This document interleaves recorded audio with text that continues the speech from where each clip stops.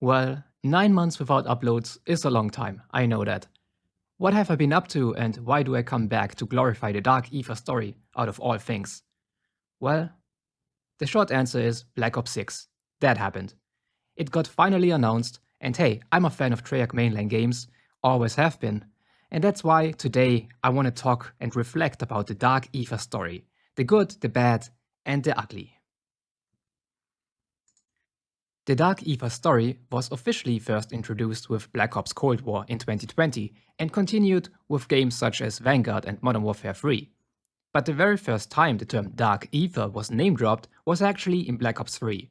On the map Gorod Krovi you can find a cipher that explains the very concept of the Dark Aether. The Dark Aether basically is a place beneath creation itself. It was below the Aether in the normal universe. It's a place with corruption, where the Apothecants were banished in the original Aether story. It was where they got corrupted and turned evil, with their main focus to consume and to corrupt all universes. At the time of Black Ops 4's final Aether map, Tag der Toten, the main quest concluded by resetting the multiple universes into one singular one. And by doing so, all of the zombies-related concepts, weapons and remaining characters, such as the Victus crew, were tossed into the Dark Aether. It was only the kit versions of Samantha Maxis and Edward Richthofen who were free to go into the one singular universe. Free from Dr. Monty, the Shadow Man and all the zombies. Or so we thought. Well, nothing lasts forever. To use the quote from Ian Malcolm, life finds a way. And since the Dark Aether had now plenty of it, it sure found a way to break into the now sacred timeline with Cold War zombies. Although actually, you could argue with Vanguard, since that takes place in the 40s, but whatever. To bounce back one more time to the concept of the Dark Aether, just imagine that it's one big dumpster. A place where you could toss anything in it if you would like. This is what the Keepers did to their brothers, and this is also what the Primus crew did on Tag der Toten with the Victus crew. So the Dark Aether, this dumpster of the universe, is basically one big waste dump. And every now and then, some stuff gets recycled, like our perk machines or wonder weapons, although sometimes they got slightly altered. For example, the perk machines got repaired inside the Dark Aether by Casimir Saikov. This led to the machines to look and work slightly different. We had cans now instead of bottles in Cold War Zombies, and I would like to imagine that this also led to slightly different perk effects, such as PhD Slider instead of PhD Flopper, although the reason for that is primarily because of gameplay elements. Another example is the Ray K wonder weapon in Firebase C. While some classic wonder weapons were found in the Dark Aether with zero changes like the Ray Gun and Wunderwaffe, the Ray K was constructed by blueprints that were partially used to construct the Ray Gun Mark III in Gorod Krovi. That's why the two weapons kinda work similar with the black hole effect. The Dark Aether practically allows Treyarch to bring back almost anything from the original Aether universe, if it makes sense for their story. The only exception in my opinion would be the remaining Primus crew characters, since I believe they would want to honor their legacy. I would like to think that they are still out there in this new universe, just minding their own business. Would be a shame if some sociopathic mastermind would track them down to experiment on them again for their own altruistic goals. But that remains to be seen. I digress. But given Call of Duty's track record for introducing characters that should be dead, it's entirely possible they will show up again at some point.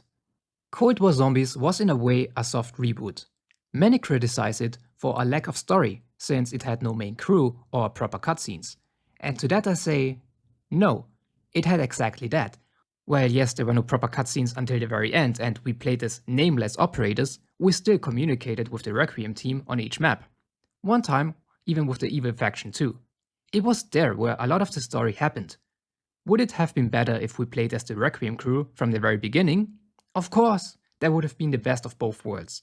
And seeing that Black Ops 6 will make just that a reality, where you can play as your set crew or your favorite bundle operator, Helen Park, we're in for a very good time.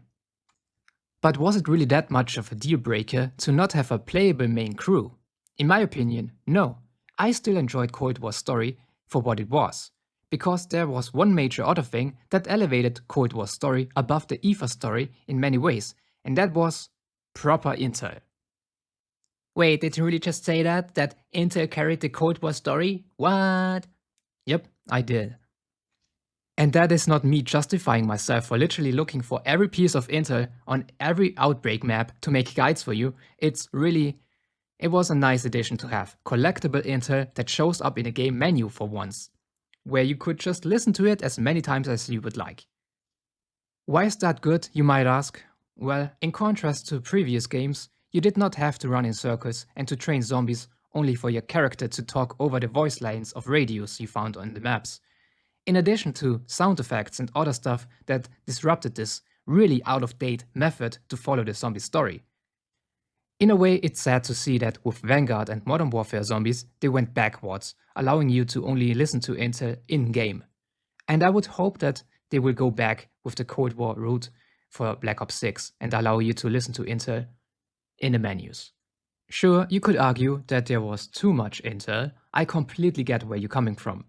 But know this, it really helped to spread out smaller updates across the season. We got always some intel drops on the launch of a season, as well as for the reloaded update. There was always something to find, which ultimately helped a lot for the game's replayability. While yes, Outbreak was really fun, it was also huge, and hiding more intel on 8 big fireteam maps with each update sure did not do them favors when people complained about collecting intel. I get that. But as a concept, the intel system should make a return. Just being in your menu, reading documents about Richthofen plotting his schemes, listening to radios of Samantha Maxis while she was captured, or just looking at artifacts that we used in some maps' main quests was a really convenient and chill gimmick, and I will stand by that. In what other ways was the Dark Aether better than the Aether? Well, see, the Dark Aether has giant jellyfish just floating in the air, so it's already objectively winning on the aesthetic front. I'm joking, but god, do I love me some giant jellyfish in the sky. Also, the whole purple aesthetic really made me appreciate that color more. But I guess I always have been a sucker for purple. It's why I always preferred to go for the Void Bow on the Eisendrache. That and bad teammates who wouldn't have been able to survive without the lightning bow. I'm talking to you, Kevin. But for real, the purple Dark Aether was really nice to look at. I was both glad and disappointed that it didn't return for the other round-based maps after Die Maschine. Disappointed because, duh, I like it. Glad because I think it adds to Die Maschine specifically, making it more special. I know it returned for Outbreak's holdout objective, but that suffered from not being outside in the open to glaze at the sky and jellyfish. At least Forsaken had some semi-Dark Aether touch when progressing through the main quest. But I did feel disappointed when we didn't get our beloved purple Dark Aether in Vanguard Zombies. The glimpse of the Dark Aether that we got there was more red-ish. It's when we are fighting Cortifex with the construct and all. Maybe because Cortifex is red and he was in control of the Dark Aether at this point in time. Regardless, I'm not sure if that was a clear decision made by Treyarch or if they simply didn't have time to put a purple filter over the map. But since they had time to put a green filter over literally Terra Maledicta and call it the Archon, I'm assuming it's the former. Hey, at least we got some nice Dark Aether in Modern Warfare 3 zombies. Just looking at the sky bases from the Dark Aether rifts, I can't complain. It looks gorgeous all around, especially the one rift where there's a giant planet in front of your face. Yeah, I fuck with that. Looks great. Also crystals, just put them everywhere. Just give me that fresh Ethereum up my nose. Can't wait to look like Dr. Strauss at the end of it. Let's move on and talk about the gameplay, shall we? Oh, Cold War is too easy. Oh, loadout weapons make it not a challenge anymore. Overpowered score streaks. No perk limit. Yes, and? And? While the base game was easier than ever, it was also a mechanical masterpiece that was long overdue. And I will die on that hill. Let me elaborate. First, the amount of freedom that mantling alone created in Cold War is better than any ultra mega gobblegum in Black Ops 3. No longer were you trapped because zombies put you into a corner. You were free to just make the sickest parkour moves ever to escape the zombies. Something they actually perfectioned with Modern Warfare's fluid Warzone-like movement in Modern Warfare 3 zombies. I can tell you how unenjoyable it is to boot up an old zombies game nowadays. The movement feels sluggish and slow. In the very old games, there's also a 2-hit down, and you have to do the exact same movement when training zombies on those old maps. And it aged like milk, bro. Even going back to Black Ops 3 in 2024 feels like taking 5 steps backwards in terms of movement. Sure, you could slide and bunny hop, but that's not cutting it anymore. You literally handicap yourself by not buying Stamina Up to have that little 5% extra sprint increase. It feels awful. And I know some players will defend the old system, saying that it's a good thing because it made the game harder. I don't argue with that at all, but difficulty can be introduced in a variety of ways. Making the player a slower, weaker version is not the way to go, in my opinion. The Rampage Inducer from Cold War Zombies comes to my mind when we are talking about difficulty. The perfect way to challenge yourself just enough if the normal zombies gameplay feels too boring to you. It increases the zombies' health and speed while not nerfing yourself, the player. Another thing people like to criticize nowadays are loadout weapons, since that also made the game easier and had negative effects on things like the mystery box or wall weapons. And while I agree with the latter, the ability to spawn in with whatever weapon you would want is a piece of player choice that should not be limited. Gone are the days of spawning in with the 1911 to shoot zombies' legs 8 times before you knife them for the best points efficiency. Thank God Black Ops 6 will be handling this the same way Cold War, Vanguard and Modern Warfare 3 did. It might be a hot take given its recent discussion on platforms like Reddit, but I gladly enjoy spawning in with a weapon of my choice. Why? Well, not only because the old way is outdated, it also makes more fun and again adds to player choice. For example, let's assume you just unlocked this new neat-looking sword melee weapon from your currently purchased battle pass. Why shouldn't you be able to use that thing right away? It makes no sense.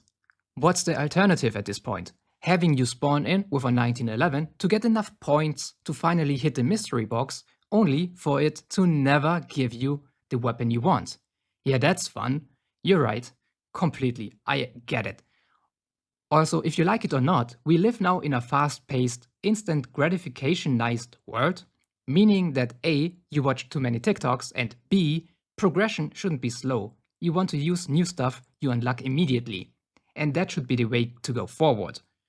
One other factor that appeared over the last couple of zombie games, but it really started with Cold War, are camos.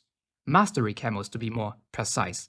That is something people grind for. I myself did unlock the Dark Aether camo on Cold War Zombies for each weapon and unlocked it in Modern Warfare 3 Zombies 2. Why?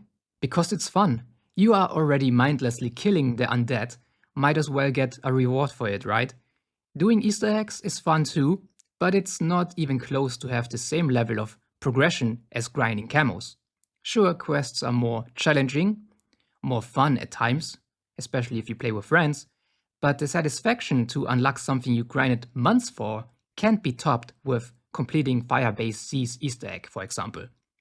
If we take a step back and look at Black Ops 4 Zombies, we can see that there was, for the first time ever, a Dark Matter Zombies Mastery camo. That was great news, and like everyone else, I tackled the challenge to unlock said camo. But it was not fun at all, since some weapons were exclusively in the mystery box. Look, if you would have asked me about my opinion on map-specific guns in 2017, I would have made the argument that I like them a lot. For example, getting the marshals from the mystery box in Setsubo no Shima was always a small highlight for me, or the PPSH on Gorod Krovi.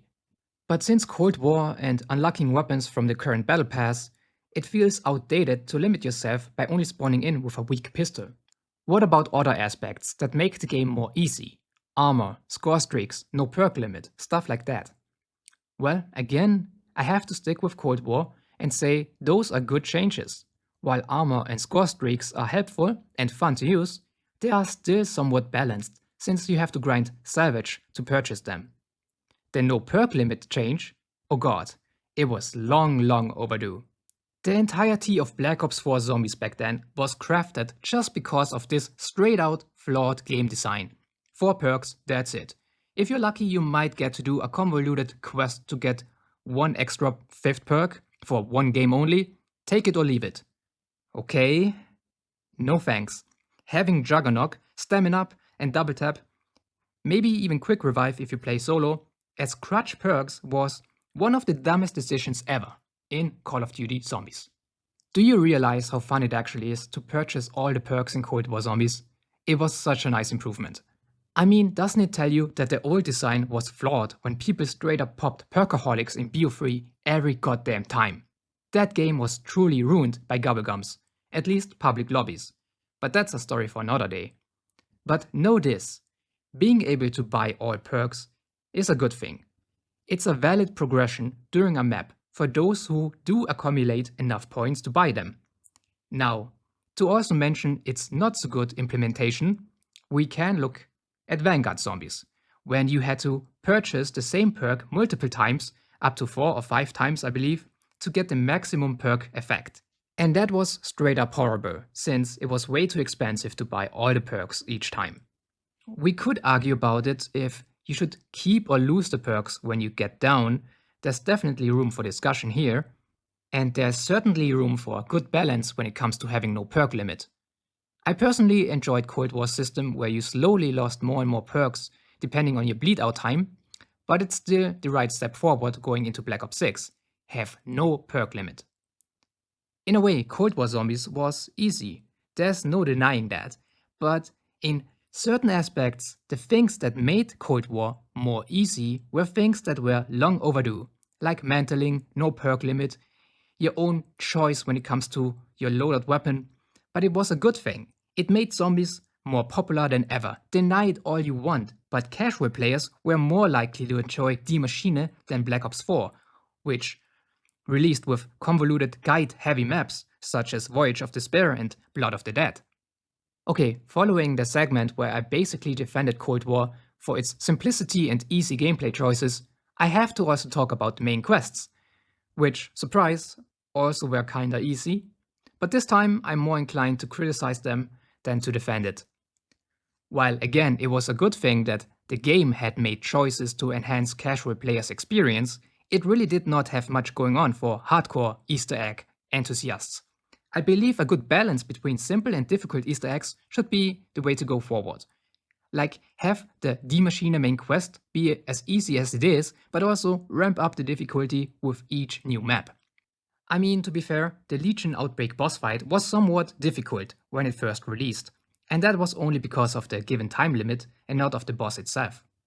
But there was no excuse to have us disrespect the Forsaken like we did, like bro didn't even have a chance to some 4 random operators and the Death Machine killstreak. So there's definitely room for improvement here. Something that did not happen with Vanguard's final boss, Cortifex. While being slightly more difficult to the Forsaken, it was and still is not a real challenge. And Modern Warfare Zombies? It doesn't even have traditional boss fights. Instead, you have the same open world missions in the Dark Aether rifts, where at the end of it, you defeat some HVT mini-boss on steroids. So the main quests have been lacking ever since Cold War Zombies, and while I myself enjoy more simple Easter eggs, I think we can raise the bar going forward with BO6. Like, we do not need another Voyage of Despair or Dead of the Night level of complexity map, but let's settle for something like the Eisendrache or Gorod Krovi, maybe Shadows of Evil. The in-game help texts, which most of the time only helped you with turning on power, was again a nice touch for casual players, but turning on the power on all maps on Cold War Zombies was not that complicated to justify a whole on-screen guide along with radio intermissions. On the other hand, we have our Ether maps with some of the most unfun, ungrateful, abusive, at times purgatory-inducing Easter egg quests ever. The Bone Step on Revelations comes to mind, or the Sphere puzzle on Dead of the Night. Voyage of Despair had the Planet Step, as well as the one with turning wheels to certain symbols, and elemental zombies that you had to kill in order. You know what? Let's just say all of Voyage's steps. And those steps make it so that casual players won't ever try such quests. So Black Ops 4 was too difficult and Cold War's quests were too easy. The perfect balance, therefore, is somewhere in the middle, and it's up to Black Ops 6 to tackle that challenge. But hearing how we will have a more traditional way to do the main quest in our own lobby without help texts and a guided lobby option which releases sometime after the map comes out gives me hope that Treyarch is on a good track. So I have been talking about the Dark Aether story for some time now, and while I defended Cold War's changes for the most part, I can't do the same for Vanguard and Modern Warfare 3 zombies. I mean, Modern Warfare 3 zombies was and still is more engaging than Vanguard. It's just not my cup of tea, to be honest, which is also why I didn't feel motivated to make videos about it. Both of those games suffered from Treyarch stepping in to handle things. They had no choice but to deliver zombies-related content to market games from other studios, and it showed. With less development time on their hands and resources, Vanguard turned out to be exactly what you would have imagined under such circumstances. The best thing about Vanguard was really the lore and Dark Aether exhibition about elder gods and rituals, which most likely will have some payoff in Black Ops 6, I'm sure. Modern Warfare 3 zombies, on the other hand, had the impossible task to come up with an excuse for zombies in the year 2021, ultimately setting the stakes for a story that is happening after the events of Black Ops 6, which, yeah, like I said, seemed impossible to pull off in the first place. The whole story straight up begins with soldiers finding the dead corpses of our playable main crew in Black Ops 6. I mean, spoilers, bro? Going into Black Ops 6 with such knowledge almost lowers the stakes, since we know what will happen to them. The only question is, how will the events lead up to their deaths? I'm sure Treyarch will come up with something, and I have trust that they will tackle that challenge too in the next game. It also remains to be seen how Modern Warfare 3 Zombies story will end and how that story might tie into the next year's Call of Duty game, which is also rumored to be from Treyarch. I could see them go back into the future and to continue on a new Outbreak zone, basically giving us Outbreak 2.0 with some Modern Warfare 3 Zombies elements. But that remains to be seen. So in conclusion, I went over the Dark Aether games from Cold War up to BO6 and everything in between. I talked about the direction of the soft reboot, which happened with the Dark Aether story, on the broader gameplay elements and quest designs. I touched on the story, and while I appreciate the traditional Aether story, since it brought us some of the best maps ever made, I think that having our rebooted timeline with elements from the old Aether is a way better approach than what we had before. The Aether story got more confusing with each iteration, and introducing time travel and multiverses into the story did not help exactly at all to be able to understand the story. Like, why is the only way to understand maps that you played countless times by watching a 6-hour-long YouTube video to understand the story? Listen, the Aether story might not have had the big budget conclusion that it deserved when BO4 ended, but its legacy is a testament on its own. Being so influential that even in the Dark Aether story, every now and then, elements from the old Aether show up in this giant waste dumpster that is the Dark Aether. But again, I use the term dumpster only as a metaphor, since I believe that the Dark Aether story has more going for it than the Aether ever did. It's really a story of mystery, grounded events happening in our world, with actors behind the scenes covering outbreaks and to profit of new technologies. Its story also overlapped into the Warzone side of COD with the introduction of legacy characters such as Soap fighting alongside Zombies characters. It's a story of complexity too, now that we have gotten a prequel and a sequel to Cold War Zombies, with another iteration coming in between Cold War and Modern Warfare, making it practically a pre-sequel. That's your Borderlands reference for you here. But anyways, the skips back and forth sure didn't help to be able to understand the story, one could argue. I still think it's easier to catch up on what's going on in comparison to the old Aether story. I think if you watch an hour-long video about it, you will be up to date and understand the premise of it. No 6-hour video needed. Some of the gameplay changes from Cold War Zombies were actually a good touch to help with moving on over outdated gameplay loops. I stand by that, and feel free to criticize me for that in the comments. I can handle it. But I'm approaching the end of my video. It was a long one this time, but I wanted to give you my thoughts about the current Zombies story. Again, sorry for kinda not uploading for so long, it's been a minute. I do plan to make more videos soon and to make a lot more videos when BO6 drops. But with that being said, if you really watched the entirety of this video, shout out to you. You're awesome. I'm kinda expecting this video to only get a few hundred views, if at all, so if you could like it, that would mean the world to me.